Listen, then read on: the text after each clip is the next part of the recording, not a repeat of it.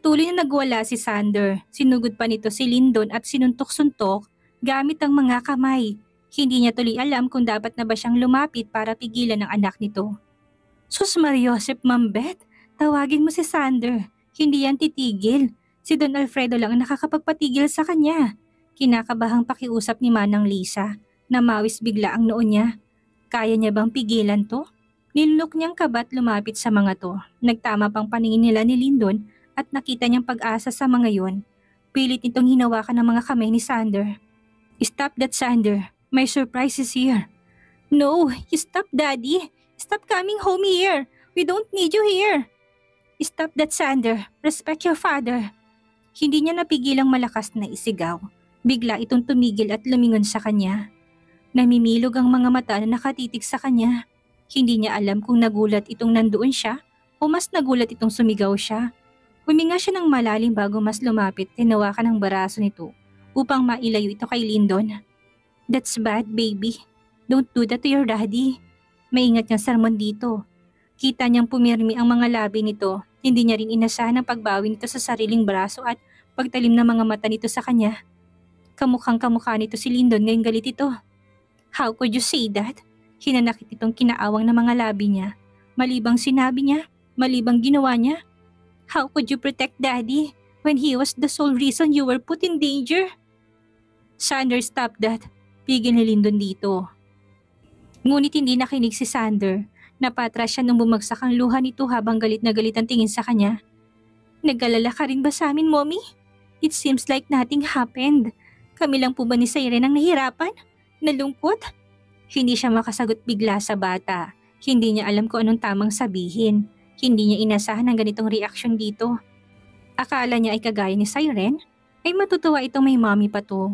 Baka ramdam nitong hindi siya si Beth. Right, all along you were alive, but you didn't show up. You have no idea how miserable we were. We are dying in sorrow while you are sleeping in peace. Malamig nitong litanya, umawang ang mga labi niya. Hindi makapaniwalang batang nagsabi nun. Hindi siya nakaimik. Maging si Lyndon ay nanahimik. Si Manang Lisa ay napayuko. Stop that, kuya. Just be happy that mom is still alive. Singit na Siren na pababa sa hagdan. Should I? She doesn't seem to care about us. Parang may punyal na tumusok sa puso niya sa sinabi nito kahit hindi naman para sa kanya yun. Hindi totoo yan.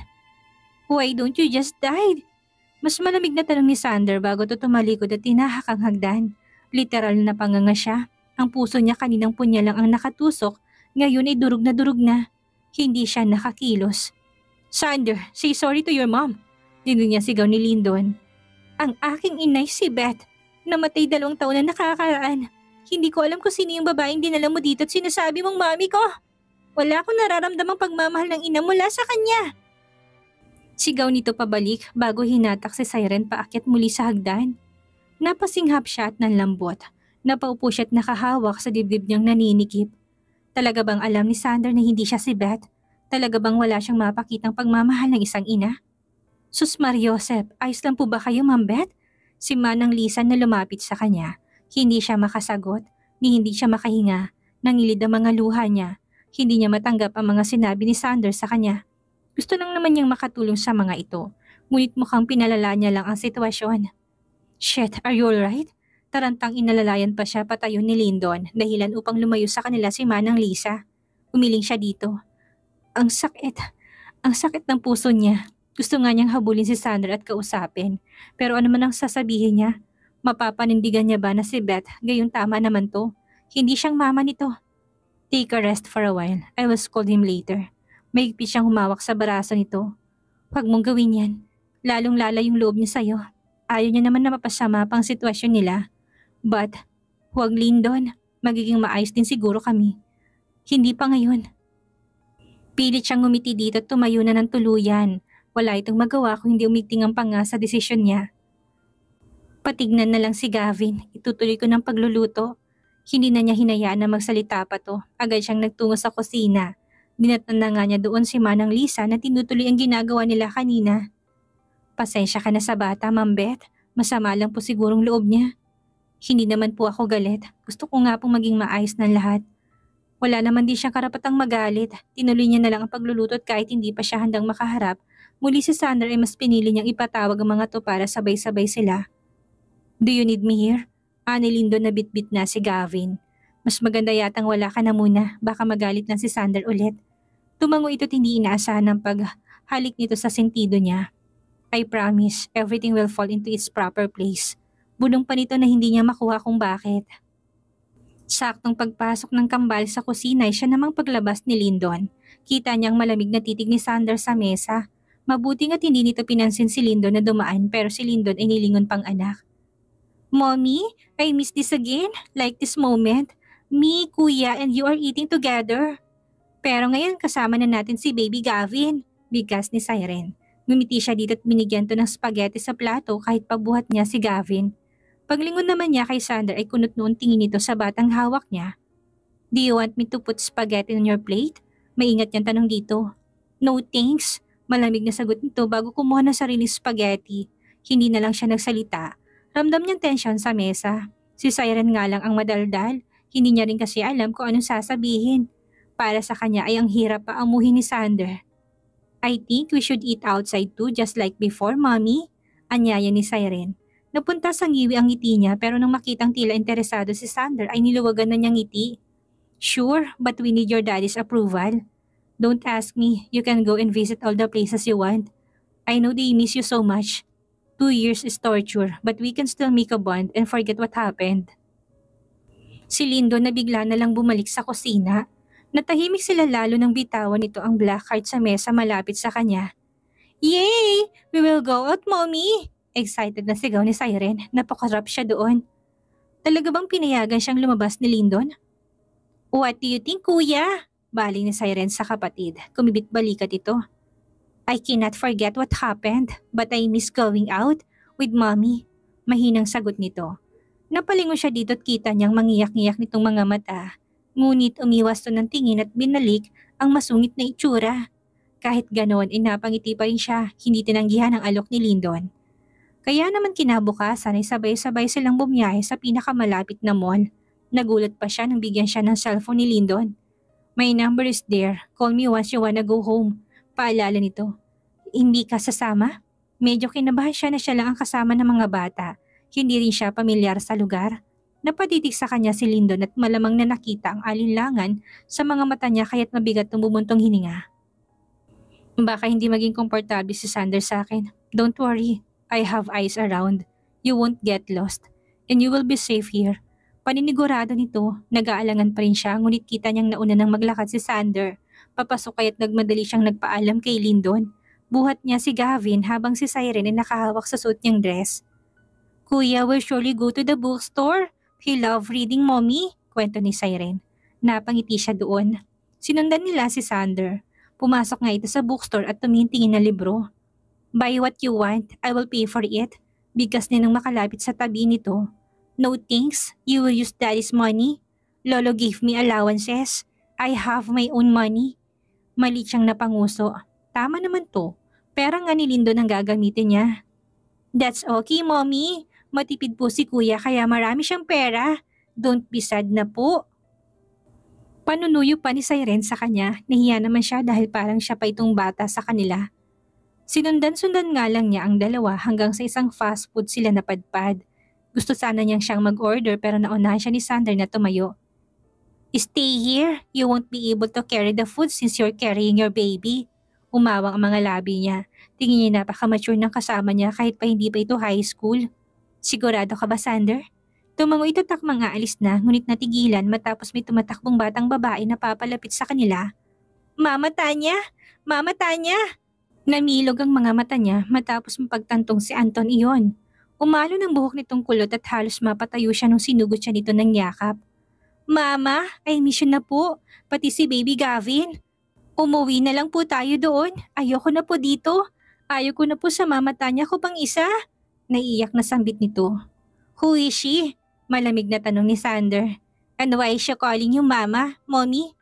Naguguluhang dagdag na tanong ni Siren na kinatigil niya. Hindi niya alam ang gagawin. Hindi niya alam kung paano magpapaliwanag. Tumatalim ng tingin sa kanya ni Sander sa hindi pagsagot. Nataranta na siya lalo pat paiyak na rin si Anton. Antonia, tahan na please. Pagmamakaawa niya dito. Mama, uwi na po tayo. Sama natin si Daddy Ruel. Ayoko na kay Mommy Tanya. Hindi niya ako love. Sumbong nito. Napangiwi siya pero naawa rin dito. Hindi to ganun noon kasama niya. Baka naman makulit ka kaya nasasabihan ka ng mommy mo. May ingat kang sermon dito. Hindi mama. Hindi ako bad. Ikaw lang ang mama ko. Hindi ko siya mommy. Muling nagawa nito kaya't napangiwi na siya ng tuluyan. Excuse me, mami ko yung niyayakap mo. Sigaw ni Siren na kinalaki ng mga mata niya ni hindi niya napaghandaan ang paghila nito kay Anton palayo sa kanya. Siren, wag. Don't be harsh on her baby. Alam niya mag-aaway ang dalawa kapag hindi niya napigilan.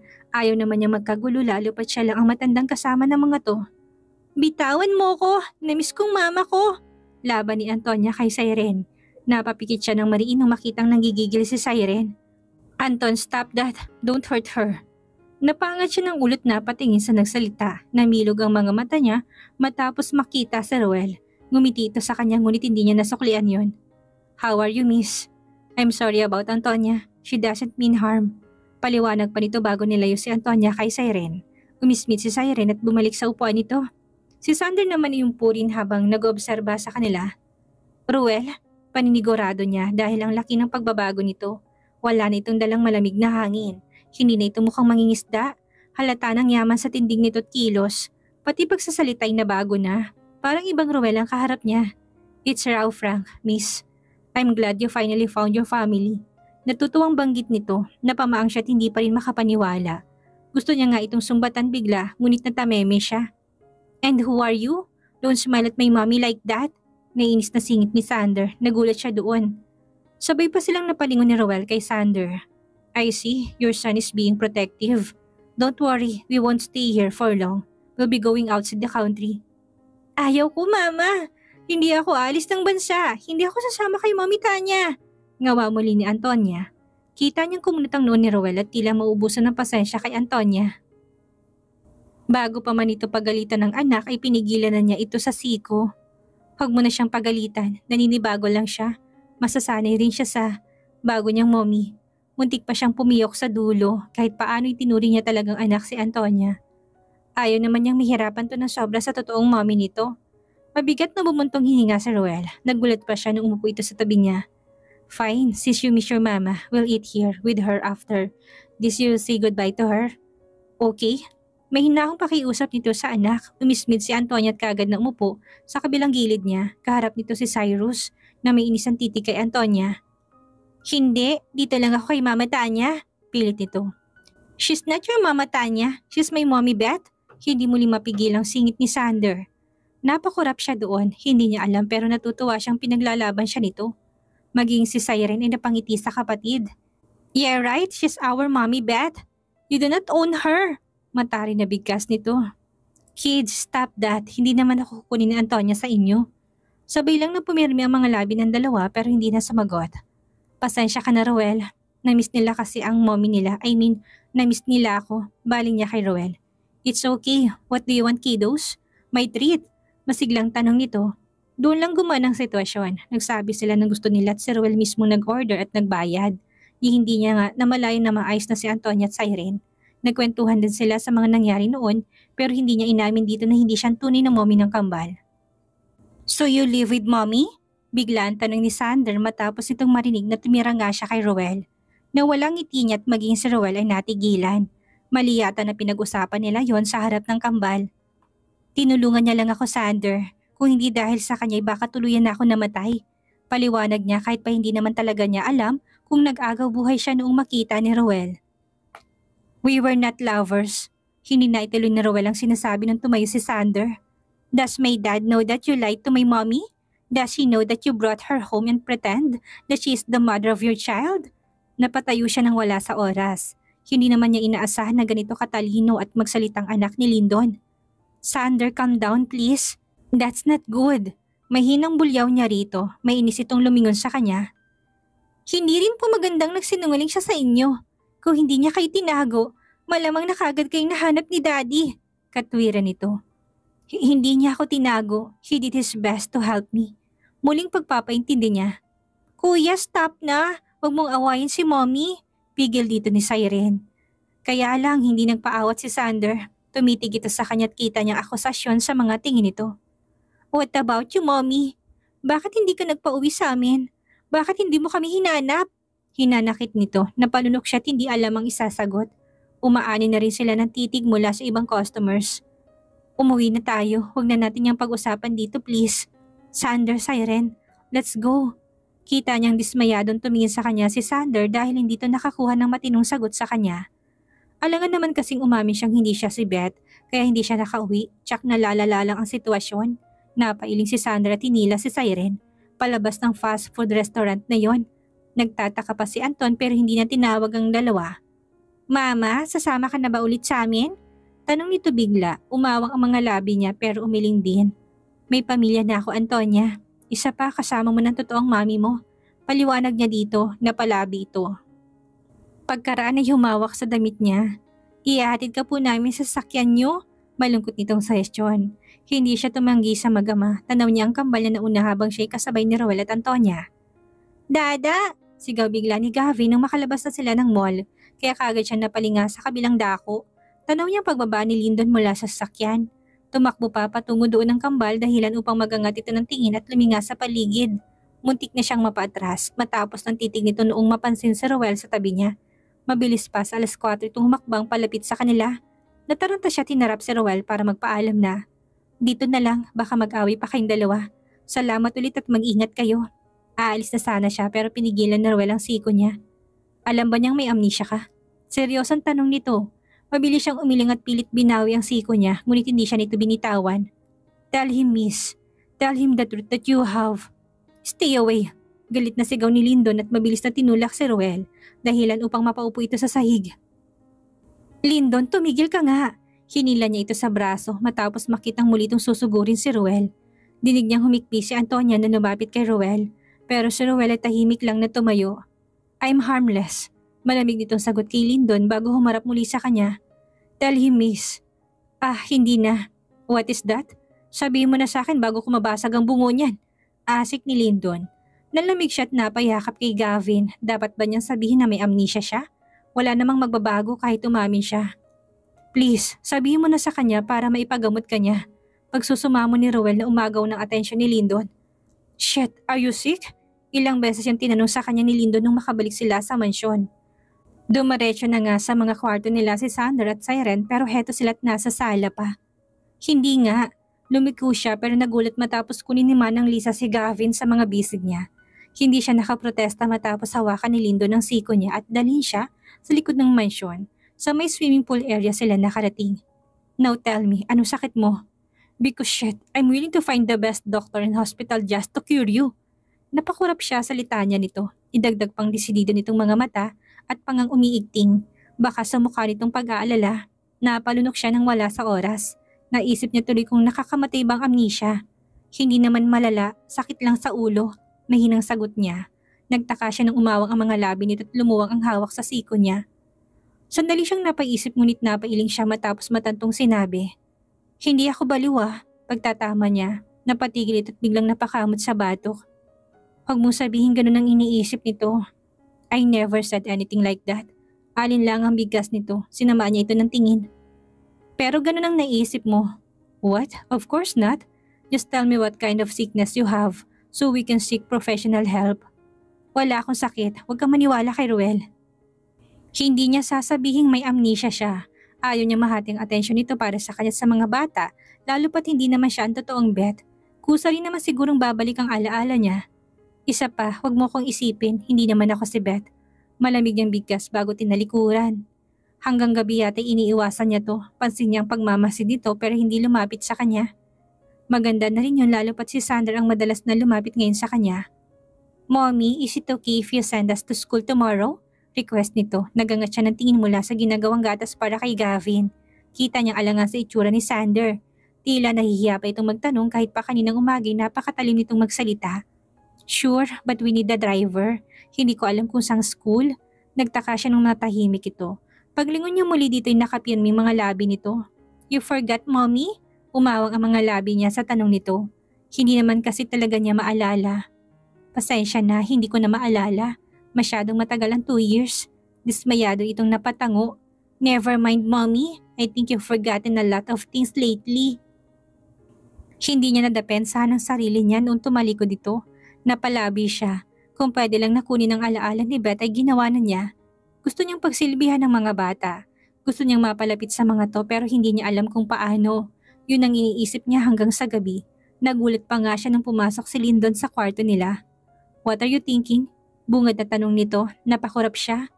Halata ba na nag-iisip siya? Umiling siya rito at mabilis na tumagilid ng higa at nagkumot hanggang sa dibdib. Siguro mas magandang ilayo na niya ang sarili sa mga to para naman hindi masyadong masakit kapag nahanap na ang pamilya niya. Ngunit nagulat siya matapos tumabi sa kanya si Lyndon at yakapin siya mula sa likod. Pati ang halik nito sa balikat niya kinasinghap niya. I hate what you said earlier. Don't ever think that you are not Beth. Madiin pero may suyong tono nito. Umawang ng bahagyang mga labi niya. Nagsasabi lang naman siya ng totoo. Hindi naman talaga ako si Beth. Wala akong karapatan at hindi mo dapat pinag-aaksayahan ng oras. Mapait niyang bigkas. Ramdam niya humigpit ang yakap nito. But I want you to think that you are Beth. Imbis na matuway na lungkot siya doon, ibig bang sabihin hindi ito interesado na mas makilala siya bilang siya? Ang selfish mo naman. Namimiss mo lang ang asawa mo kaya mo nasasabi yan. Matagal bago to umimik. Pagkaraan ay damanan niya ang ilong nito sa kanyang leeg. Umawang din ang mga labi niya matapos maramdamang pinagsalikop nitong kanilang mga kamay. Honestly, I miss her so much. I miss her every kiss, touch, whisper, and most of all, her love. How I wish she was still alive and could hug me this tight. Madamdaming bigkas nito at pakiramdam niya para sa kanya lahat ng yun. Ni hindi niya namalayan ang pagbagsak ng luha sa pisngi niya. Sana ay naririnig to ni Beth dahil sa totoo lang, ang swerte niya kay Lyndon. Humigpit ang hawak niya sa kamay nito upang iparamdam na naiintindihan niya to. Sigurado namang mahal na mahal ka niya. Pampalubag loob niya rito. I know and I love you. Natigilan siya sa binulong nito. Mabilis siyang humarap dito ngunit mga labi nito sumalubong sa kanya. Mulat pang mga mata niya nang masuyo siya nitong halikan. Pikit na pikit naman ang mga mata nito tila ninanamnam ang paghalik sa kanya. Kusang sumagot ang mga labi niya at hindi niya alam kung bakit sobrang tibok ng puso niya. Nagwawala yun at tila gustong kumawala. Tuluyan siyang napapikit nang mapunta ito sa itaas niya at halos makulong ng katawan nitong katawan niya. Ang akala niya pa'y mauwi sila sa isang mainit na pagsasalo, ngunit maraan siyang napamulat ng mga mata nung tumigil ito sa paghalik. I love you. Muling bulong nito, kitang-kita niyang senseridad sa mga mata nito. Gusto niyang sumagot, ngunit ayaw niyang putulin ang imahinasyon nitong siya si Beth. Kahit sa ganong paraan ay matulungan niya itong maisip na kausap nitong asawa. Napapikit siya at napangiti nung punasan itong pisngi niya, kung saan naglandas ang mga luha niya kanina. You cried? Nag-aalalang tanong nito, kumurap siya at piniling ang ulo. Ngunit sinundan naman siya nito. Bumalik ito sa pagkakahiga sa gilid niya at tinitigan ng mga mata niya. Hindi siya makapagsinungaling dito dahil sa totoo lang, nagsaselo siya na hindi siya si Beth. What's the matter? May masakit ba sa'yo? Dinama pa nitong noon niya. Umiling siya at muling pumikit kasabay na pagbagsak muli ng kanyang luha. Nanakit ng lalamunan niya habang ito ay mahinang nagmura. Shit, am I hurting you? Mas lalo siyang naiyak. Ayaw niya ng ganito ito kalambing at kasuyo. Naiisip niya lang kasi na si Beth ang nakikita nito sa mga oras na yon. Mas gusto niyang marahas na Lyndon, yung lalaking laging galit. Kapag ganoon ay naiisip niyang siyang nakikita nito. Tell me what's wrong please. Pagmamakaawa nito, nagmulat siya ng mga mata at hinawakan ng kamay nitong nasa pisngi niya. Bumikig ang lalamunan niya pero pinilit niyang magsalita. Sana ako na lang si Beth. Mahina niyang bigkas na nakapagpaawang sa mga labi nito. Natigilan ito at hindi niya babasa kung natutuwa ba to. Kita niyang pagdadalong isip nitong magsalita. Mabilis siyang umiling at tumalikod. Mali na hilingin niya ito dito. Huwag mo na lang intindihin ang sinabi ko. Malabo naman yon. Bawi niya pero nagulat siya nung muli siya nitong yakapin at maramdaman ang bibig nito sa punong tenga niya. What if I tell you now that you are really Beth? Will you be happy? Nahihirapang bulong nito na nagpalaki sa mga mata niya.